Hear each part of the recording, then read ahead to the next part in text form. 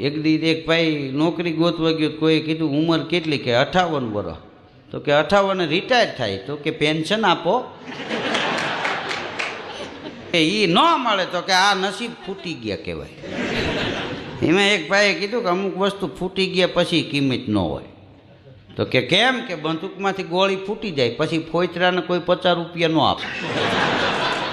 વાત પૂરી થઈ ગઈ. ફટાકડો તમે લેવો, ફૂટી જાય, 10,000નો ફટાકડો હોય ને 7 કલર નીકળે, ફૂટી ગયા પછી એની કિંમત ગઈ. એક જણો ત્યાં ઊભો હતો, એ કે ભાઈ એવું ન હોય, પરીક્ષાનું પેપર ફૂટી જાય ને.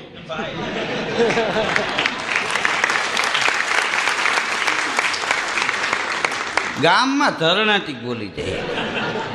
દાણ ચોરી કરતો એનો માણા ફૂટે.